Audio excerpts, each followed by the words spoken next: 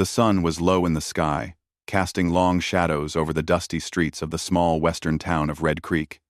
The air smelled faintly of hay, leather, and the smoke of cooking fires from the ranches that dotted the outskirts. John Miller, a tall, rugged cowboy in his early 30s, leaned against the wooden railing of his porch, squinting at the horizon. Life had a quiet rhythm here, waking early, tending to the cattle, fixing fences, and riding the trails. Most people in Red Creek thought of him as dependable, but, some would say, a little boring. John didn't mind. He liked peace and simplicity, though lately he had begun to feel the monotony pressing on him.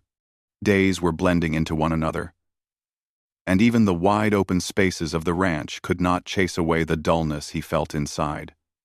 He heard the familiar clip-clop of hooves and turned just as a dusty horse trotted into town. John's eyes narrowed slightly. Curious. It wasn't often that newcomers came this way, and whoever they were, they clearly carried purpose. A woman dismounted with a grace that suggested she was used to riding, though the sweat on her brow told of the effort it had taken to reach Red Creek. Her hair was the color of autumn wheat, loose and slightly tangled from the wind. She had a strong, determined look in her eyes, a mixture of curiosity and stubbornness. People in the street whispered quietly as they glanced at her, and John could hear their hushed warnings. "She'll be trouble," someone muttered behind him. "Mark my words, John. That woman is nothing but chaos." John chuckled quietly under his breath. He didn't turn to see who had said it. Trouble wasn't always bad, he thought. Sometimes, trouble was just a little excitement in a world that had gotten too predictable, and he had been bored for a long time. The woman tied her horse outside the general store and stepped inside, brushing dust from her clothes. She carried herself with confidence and moved quickly, scanning the room with sharp eyes. John watched from a distance as she spoke to the storekeeper. He couldn't hear her words, but her voice had a warmth to it, and yet there was a spark that made it clear she wasn't someone to push around. By midday, word had spread through town. Her name was Clara, and she had come looking for work at one of the ranches. A few of the older ranchers shook their heads and whispered warnings to John. "She's bold, John, bold and reckless. If you get involved, you'll be pulled into trouble faster than a runaway stallion." John's smile was quiet, almost private.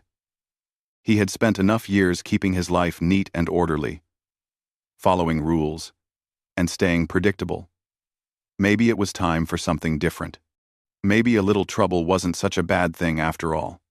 Later that afternoon, John made his way to the local ranch office, where Clara had gone to speak with the foreman. He found her standing with her hands on her hips, explaining something with lively gestures. Her words were confident, her tone strong, and there was no doubt in her mind that she could handle hard work. John stepped closer, clearing his throat. "Looking for work?" he asked, his voice calm, carrying the quiet authority of someone used to command without raising it. Clara turned, and her eyes met his. There was a brief moment of silence sizing up, as if each were trying to figure out the other in an instant. Then, she gave a small, polite smile. "Yes," she replied, her voice steady. "I can ride, handle cattle, and I don't mind hard work." John studied her for a moment. She was clearly strong, independent, and confident, qualities he respected, though they often intimidated the people around him. He could see why the townsfolk had whispered warnings. She was not the type to stay in line or accept the usual routine without question. And yet, he felt an unusual stir of curiosity, an excitement he hadn't felt in years. "You've come a long way," he said finally, a small smile tugging at his lips. "The ranch work isn't easy, but if you can keep up, you'll do fine." Clara raised an eyebrow, a spark of amusement dancing in her eyes. "I've handled worse," she said. "Besides, I'm not here to just get by. I'm here to work and prove I can do more than people expect." John's smile widened. That was exactly what he wanted. Not someone who would follow orders blindly, but someone who challenged things, kept life interesting. He extended a hand. "I'm John Miller. Welcome to Red Creek." She shook his hand firmly. "Clara Bennett," she replied. Her eyes gleamed with quiet defiance. And for the first time that day, John felt a thrill he hadn't known he was missing.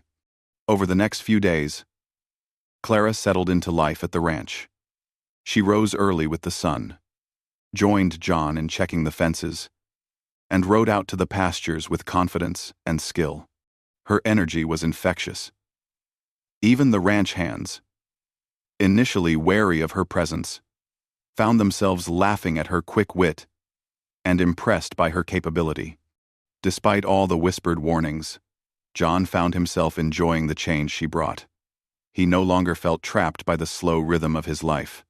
Clara asked questions, offered opinions, and sometimes pushed boundaries. But he didn't mind. Instead, he found himself looking forward to her insights and the way she could turn even a routine task into a challenge that made him think. One evening, after a long day in the fields, they sat by the fire near the barn. The sun had dipped below the hills, leaving streaks of orange and pink across the sky. Clara shared stories of her travels, the towns she had seen, and the hardships she had faced. John listened quietly, realizing how rare it was to find someone with such courage and determination. "You've got spirit," he said finally, tossing a small stick into the fire. "Not everyone can handle this life, or the people in this town." Clara smiled, a mischievous glint in her eyes. "I've never been one to back down from a challenge," she said. "And I think you might be bored with your quiet little life, too." John chuckled softly. "Maybe I am," he admitted. "Maybe I've been waiting for someone to shake things up a little." Their bond was forming, slowly but unmistakably. There was a mutual respect, a sense of curiosity about each other, and a silent acknowledgement that life was about to get a little more exciting than before. The townsfolk continued to whisper their warnings, but John no longer cared. He had decided that some trouble, especially the kind that brought laughter, energy, and life, was welcome in his world. By the end of the first week, it was clear that Clara was no ordinary worker. She had her own ways of doing things, sometimes unconventional, often bold, but always effective. John admired her independence, her courage, and the way she refused to be defined by what others thought she should be. And somewhere deep inside, he knew that this was exactly the kind of energy he needed in his life. The kind that could make the quiet town of Red Creek feel alive again. As Clara walked back to the barn that evening, brushing her hands off on her pants, John leaned on the fence and watched her with a quiet smile. The sun had gone down completely now, and the first stars were beginning to twinkle in the sky. Life was about to change, and he welcomed it. Some people might have seen Clara as trouble. But John? He saw her as a spark that could light up even the quietest corners of his life. And for the first time in years, he felt a thrill he hadn't felt in a long, long time. The cowboy had smiled quietly to himself that night. Maybe trouble wasn't so bad after all. Maybe, just maybe, it was exactly what he had been waiting for. The next morning, the ranch woke early as usual, the sun rising over the hills in a soft golden glow. John and Clara were already outside, moving quickly to check on the cattle. Clara had quickly proven herself capable. She rode with confidence, handled the cattle with skill, and wasn't afraid to speak her mind. John watched her quietly from a distance, impressed by her determination and energy. Over the past week, Clara had brought a new rhythm to the ranch. Her laughter was easy and infectious, and even the ranch hands, who had been wary at first, had begun to appreciate her courage and hard work. She asked questions, made suggestions, and sometimes insisted on doing things her own way. John found himself smiling more than he had in years. There was something refreshing about having someone challenge him, someone who refused to settle for the ordinary. As they rode along the edge of the pasture, Clara noticed a broken fence panel near the creek. Without hesitation, she dismounted and began fixing it, humming a tune under her breath. John joined her, grabbing the tools from the saddlebag. They worked side by side, their movements natural and easy. "You know," Clara said, tightening the last bolt, "I think this place could be even better if you tried a few new ideas. Don't be afraid of change." John laughed softly, wiping his hands on his pants. "I like things just fine the way they are," he replied, though the hint of a smile betrayed him. "But maybe a little change isn't so bad." We. Their days fell into a comfortable routine. They would ride out to check the herds, mend fences, and tend to the ranch chores. Evenings were spent by the fire near the barn, talking quietly as the sky turned deep blue and stars appeared overhead. Sometimes they didn't speak at all, just enjoying the shared silence, the crackling fire, and the simple satisfaction of being alive and working hard. But life on a ranch was not without challenges. One morning, a storm rolled in unexpectedly. Dark clouds gathered quickly, and the wind began to howl through the hills. John and Clara worked fast to bring the horses into the stables and secure the loose equipment. Rain started falling in heavy sheets, and the wind whipped at the barn doors. It was a test of their teamwork and patience. Clara shouted over the roar of the storm, "Watch the gates! Don't let the cattle escape!" John nodded, his hands gripping the gate firmly. "I've got it. You focus on the horses." Despite the chaos, they moved together with coordination and understanding. Their actions were quick and precise, born from necessity, yet there was an unspoken trust growing between them. They had faced small challenges before, but the storm forced them to rely on each other completely. By nightfall, the storm passed, leaving the ranch wet but safe. They stood outside, breathing heavily, looking at the aftermath. "You handled that well," John said, admiration in his voice. "Better than I expected." Clara smiled, though her hair was plastered to her face and her clothes soaked. "I told you I'm used to challenges," she said, a mischievous glint in her eyes. The storm had been a reminder that life could change in an instant, and that the calm and predictable days were a gift. But sometimes, excitement and danger brought people closer together. John felt that bond growing stronger with every passing day. A few weeks later, a dispute arose in the town over land boundaries. A neighbor claimed that John's ranch had encroached on his property, and tempers flared. Clara suggested that they face the situation together.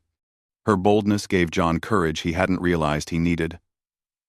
Standing side by side, they met the neighbor with firm but calm words, explaining their position and settling the matter peacefully. The neighbor, seeing their unity and determination, backed down.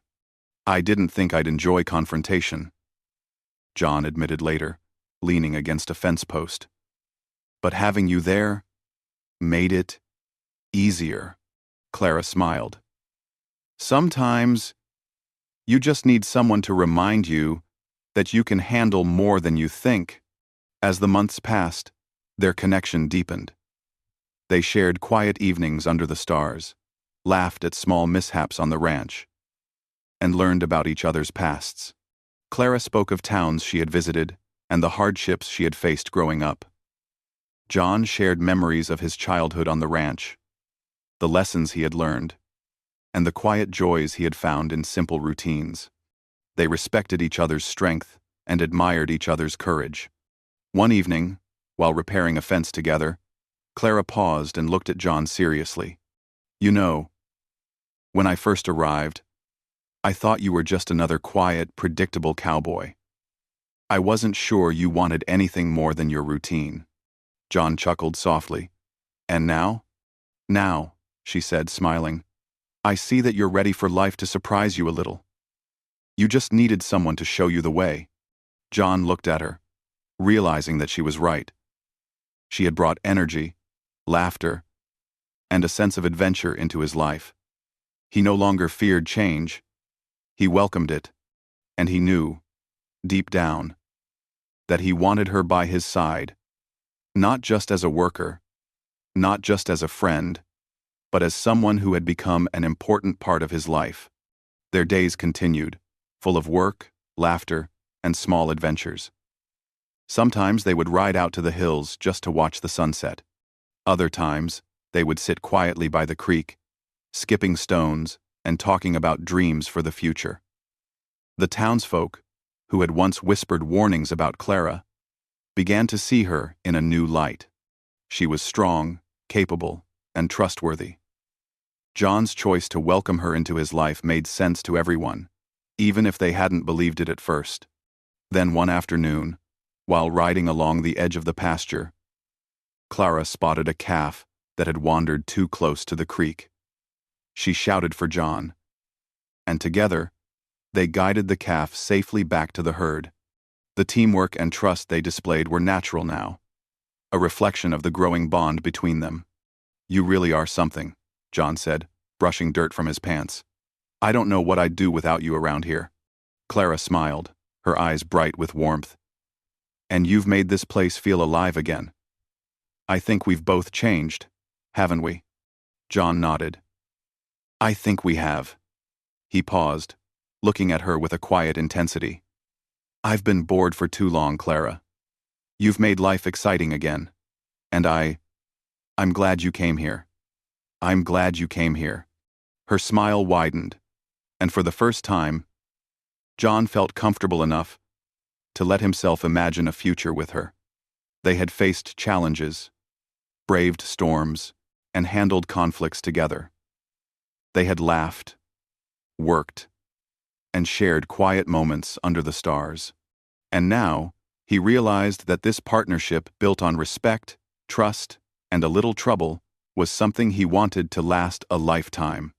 As the sun dipped below the horizon that evening, John and Clara walked back to the ranch side by side. Their shadows stretched long over the dusty ground, blending together as if the world itself acknowledged the bond they had formed. Life was no longer predictable or quiet, and John felt a thrill he hadn't known in years. Some might have called Clara trouble, and maybe she was, in the most wonderful way. She had brought challenge, excitement, and life into his once monotonous days. But John smiled quietly to himself. He wouldn't have it any other way. For the first time in a long time, he felt truly alive, and he knew that this adventure, this bond, was just the beginning of something beautiful.